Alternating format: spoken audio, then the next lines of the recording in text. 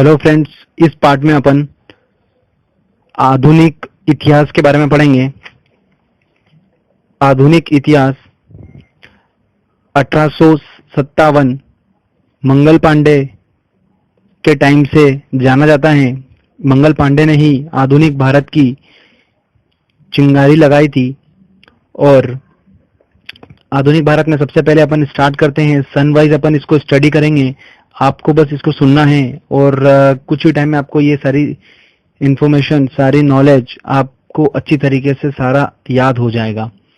अपन बात करेंगे 1885 1885 की। जब भारत में अंग्रेजों ने अपना शासन स्थापित कर लिया था, तब इन्होंने भारत की जनता को सबसे ज्यादा परेशान करना शुरू कर दिया था।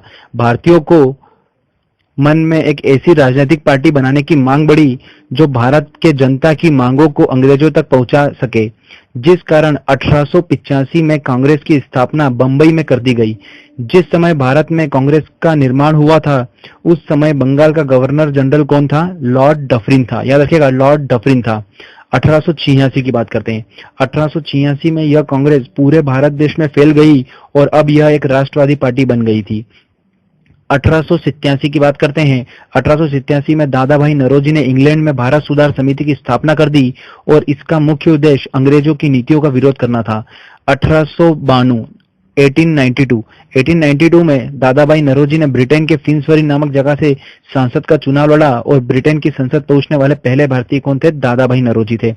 1905 की बात करते हैं। 20 जुलाई 1905 को बंगाल के गवर्नर लॉर्ड कर्जन ने बंगाल का विभाजन की घोषणा कर दी, जिसके विरोध में 7 अगस्त 1905 को कलकत्ता में स्वदेशी आंदोलन, इसे ही बंग बंग आंदोलन बोलते हैं, आरंभ कर दिया गया। पर फिर भी लॉर्ड कर्जन ने 16 अक्टूबर 1905 को बंगाल का विभाजन कर दिया। 1906 की बात करते हैं। 1906 में आगा खां और नवाब सलीमुल्लाह खां ने बांग्लादेश के ढाका में मुस्लिम लीग की स्थापना कर दी। इसका संविधान कराची में बना और इसका पहला अधिवेशन, पहली मीटिंग अमृतसर में आयोजित किया गया था। 1907 की बात करते हैं। 1907 में कांग्रेस का सूरत अधिवेशन आयोजित किया गया था। इसमें कांग्रेस नरम दल और गरम दल में बंट गई थी। इस अधिवेशन की अध्यक्षता कौन कर रहे थे? रासबिहारी बोस कर रहे थे। 1908 से लेकर 1910 के बीच में भारत में क्रांतिकारी गतिविधियां सक्रिय हो गई। इस समय अंतराल में कई क्रांतिकारियों ने अपना बलिदान दिया। खुदीराम बोस पहले युवा क्रांतिकारी और अशफाक उल्लाह खां पहले मुस्लिम थे। खुदीराम बोस पहले हिंदू थे, वो तो सबसे युवा क्रांतिकारी थे जिन्होंने अपना बलिदान दिया था।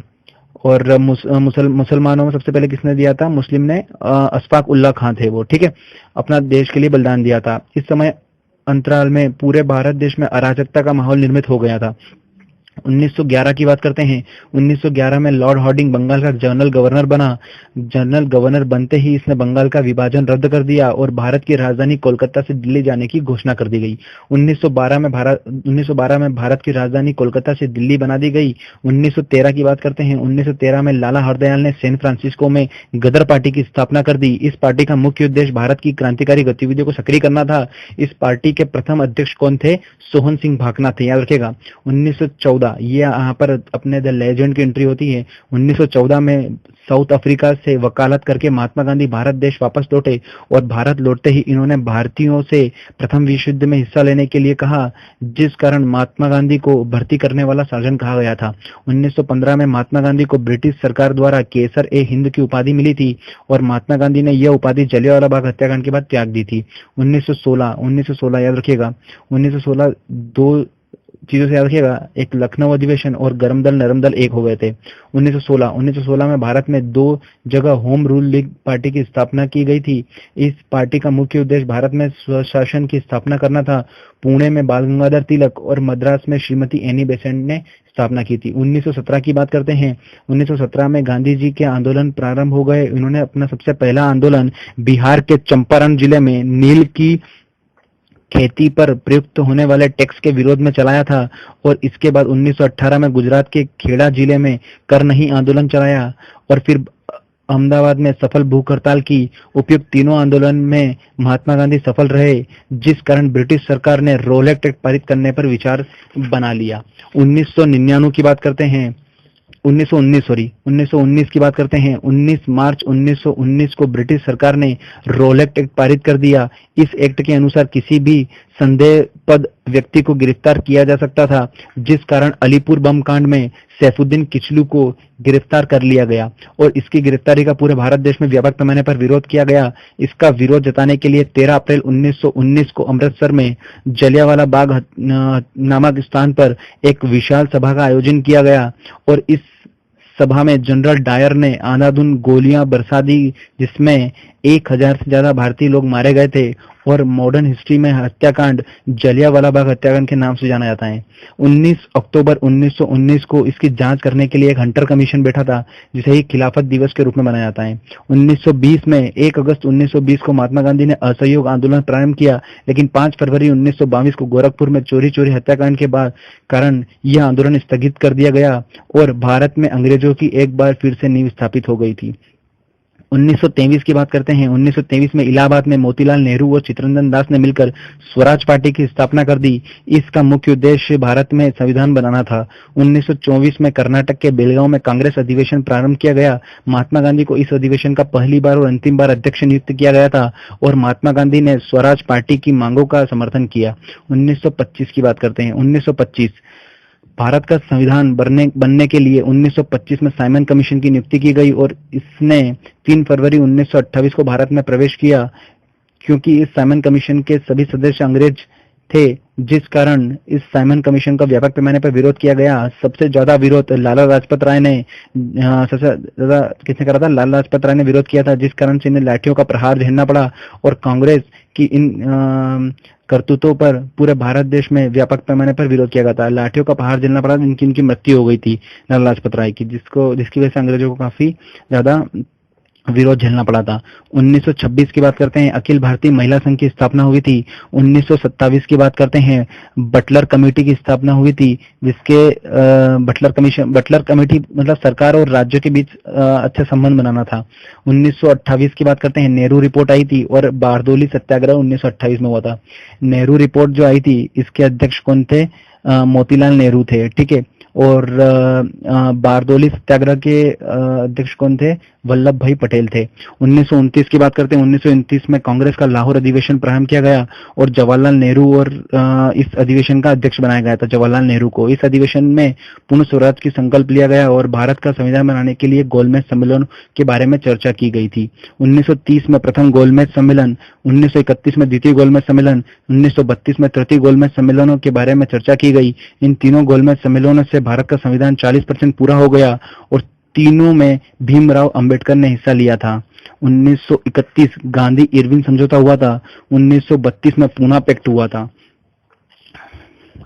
महात्मा गांधी ने द्वितीय गोलमेज सम्मेलन में हिस्सा लिया था सिर्फ। 1935 में भारत सरकार सुधार अधिनियम पारित कर दिया गया और यहां से भारत के में सांसदों की सीटें निर्धारित की गई सीटों से भारत का मुस्लिम वर्ग सहमत नहीं हुआ, जिस कारण 1940 में मोहम्मद अली जिन्ना ने एक अलग पाकिस्तान बनाने की मांग कर दी गई। इसकी मांगों को दबाने के लिए 1942 में 1942 में क्रिप्स मिशन आया, पारित कर दिया गया और क्रिप्स मिशन आया था। उस टाइम वायसराय कौन थे? लॉर्ड लिनलिथगो थे। क्रिप्स मिशन में भारत का संविधान लगभग 7% पूरा हो गया था और 1942 में ही कांग्रेस भारत छोड़ो पारित कर दिया गया था। लेकिन अंतिम संविधान 1946 में गठित कैबिनेट मिशन के द्वारा लाया गया और लॉर्ड माउंटबेटन योजना के अनुसार भारत और पाकिस्तान नाम के 2 अलग देश बना दिए गए। इन दोनों देशों के बीच एक सीमा निर्धारित की गई, जिसे रेड क्लिफ रेखा कहा जाता है। यह सीमा रेखा 4 राज्यों को स्पर्श करती हुई निकलती है: जम्मू, पंजाब, राजस्थान, गुजरात।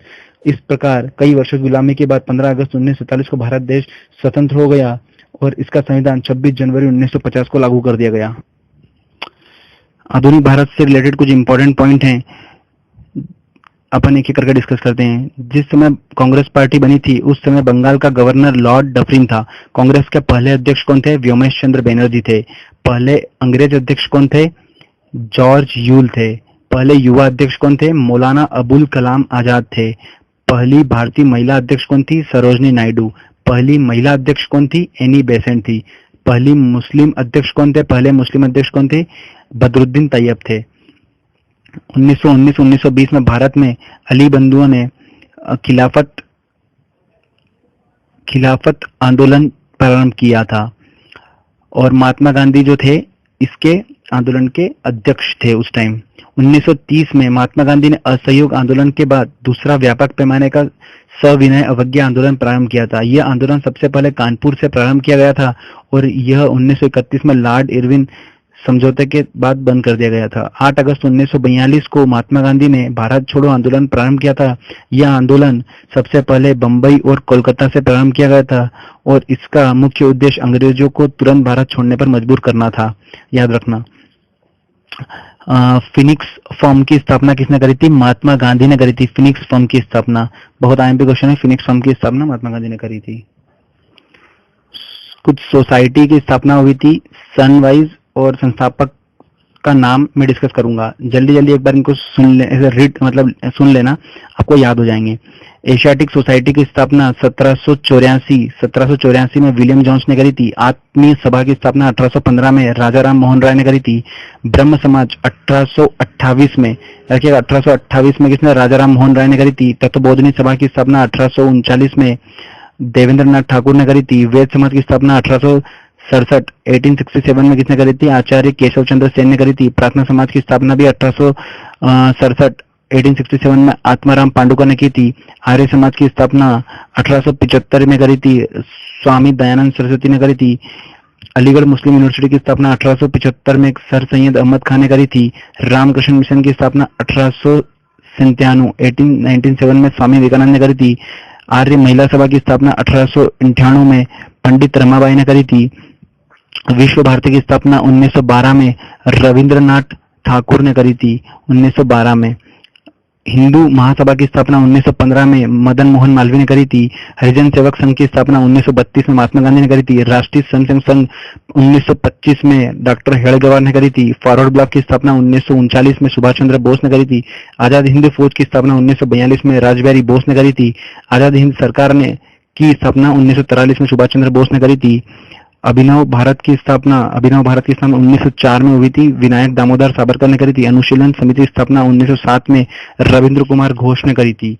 तो ये कुछ आईएमपी पॉइंट्स हैं, आप इनको याद रखिएगा। और यहाँ पर मॉडर्न हिस्ट्री पूरी खत्म होती है, आप इसको अच्छे से सुनिएगा, आपको इससे मैक्सिमम क्वेश्चन एग्जाम में मिलेंगे। Thank you.